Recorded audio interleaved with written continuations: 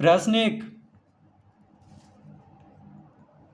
नीचे दी गई आकृति में सभी कोनों के नाम लिखिए।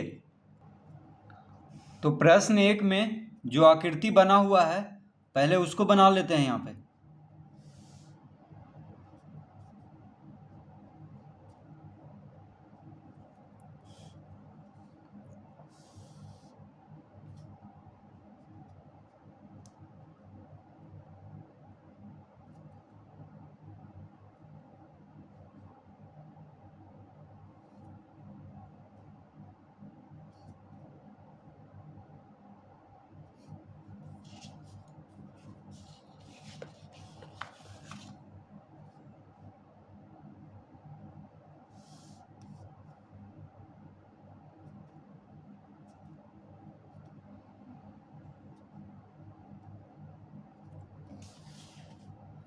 तो इस तरह से आकृति बना हुआ है।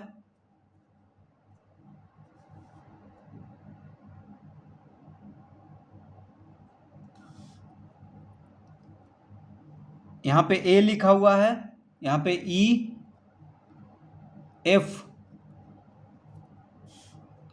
बी, एच, जी, सी, आई, डी। तो क्या कह रहा है कि नीचे दी गई आकृति में सभी कोनों के नाम लिखिए। तो यहाँ पे जो जो कोण बन रहा है उसको नाम लिखना है। तो देखिए कोण यहाँ पे कितना बन रहा है। तो यहाँ पे जब दो रेखा जब देखिए प्रतिच्छेद करता है आपस में, तो यहाँ पे 4 कोण बनता है। देखिए 1, 2, 3 और ये हो गया 4। तो 4 कोण यहाँ पे बन रहा है। तो इन चारों कोणों का नाम लिखेंगे। उसी तरह यहाँ पे देखिए 2 रेखा प्रतिच्छेद कर रहा है, यहाँ पे मिल रहा है, तो यहाँ पे भी 4 कोण बनेगा। 1, 2, 3, 4। उसी तरह यहाँ पे भी 2 रेखा मिल रहा है आपस में, तो यहाँ पे 4 कोण बनेगा। 1, 2, 3, 4। तो 4 या 12 कोण यहाँ पे बन रहा है। तो 12 कोणों का नाम लिखना है यहाँ पे। तो यहाँ से लिखना शुरू करेंगे। तो देखिए इस कोण को हम पढ़ेंगे GBH, GBH या HBG, ठीक है। इस कोण को यहाँ से शुरू करेंगे HBG या GBH। तो कोण GBH लिखेंगे, कोण का इस तरह चिन्ह देंगे और लिखेंगे GBH, ठीक है। इस कोण का नाम है GBH। GB इस बिंदु को, यहाँ पे B आ गया, H, GBH इस कोण को कहेंगे। तो कोण GBH हो गया। अब इस कोण को हम क्या कहेंगे? HBC। देखिए HBC पढ़ें चाहे CBH पढ़ें, तो HBC, B यहाँ गया, इस कोण को लिखना है तो B बीच में रहेगा और C यहाँ से इधर गया है रेखा, तो HBC कोण हो गया ये वाला। ये जो कोण हो गया ये हो गया कोण HBC।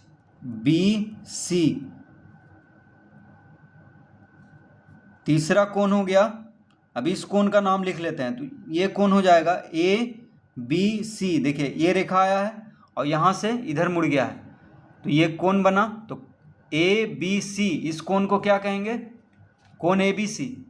ये रेखा आया है, देखिए यहाँ से ABC, इस कोण को कहेंगे। तो कोण ABC।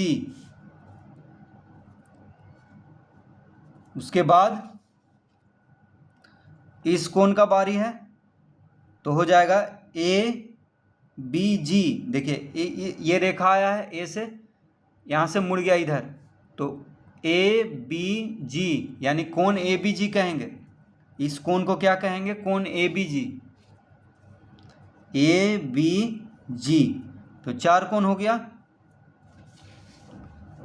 अब इसमें आइए, तो इस कोण को हम कहेंगे ICD। देखिए ICD सी डी, इस कोण को कहेंगे। तो कोण आई सी डी, तो यहां लिखेंगे कोण आई सी डी। फिर अब इस कोण का नाम हम क्या देंगे? तो बी सी आई, देखिए बी से आया है फिर इधर मुड़ गया, तो बी सी आई, कोण बी सी आई। फिर अब इस कोण का नाम हम क्या देंगे? ए सी बी, देखिए ए से आया और इधर मुड़ गया, तो कोण ए सी बी, इस कोण को कहेंगे ए सी बी।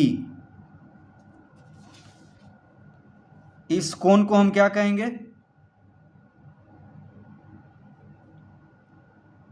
इस कोण को हम कहेंगे, देखिए ए से आया है तो ए सी डी, ए से सी से आया इधर मुड़ गया, तो ए सी डी, इस कोण को कहेंगे। तो इस कोण को कहेंगे कोण ए सी डी, ए सी डी। तो 4 4 8 कोण हो गया। अब इसमें तो इस कोण को हम क्या कहेंगे? देखिए बी से आया और इधर मुड़ गया, यानी इस कोण को कहेंगे बी ए सी, बी ए सी, कोण बी ए सी।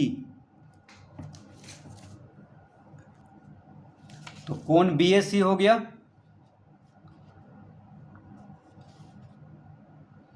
अब इस कोण को हम क्या कहेंगे?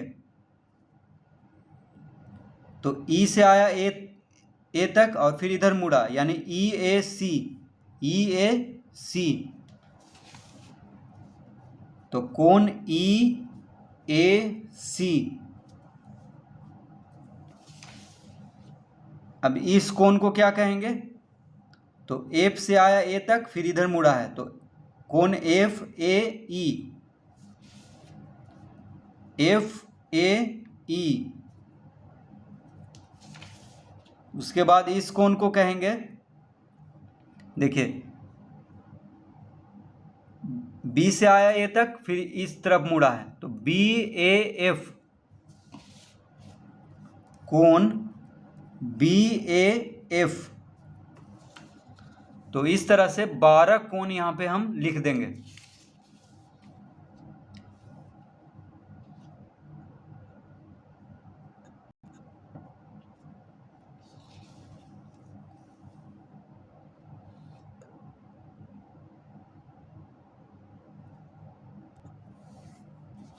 प्रश्न 2,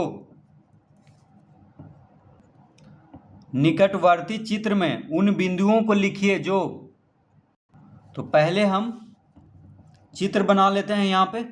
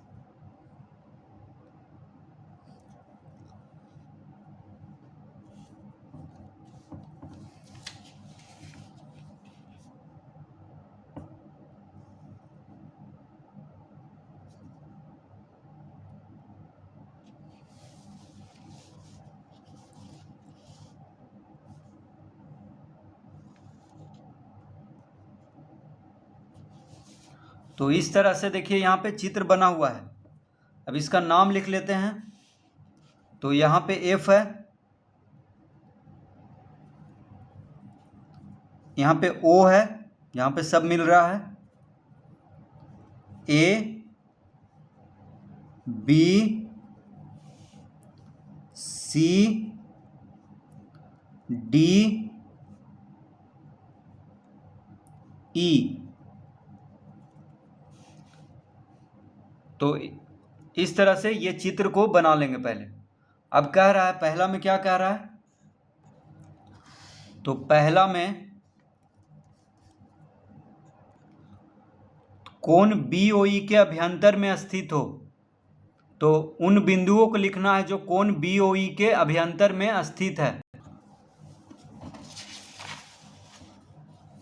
तो कोण BOE कहाँ पे है, देखिए BOE, इस कोण को कहेंगे, देखिए BOE यानी इस कोण को हम कहेंगे कोण BOE, ठीक है, BOE, BOE इस कोण को कहेंगे, जो OB भुजा पे और OE भुजा जहाँ पे मिल रहा है उस कोण को कहेंगे कोण BOE।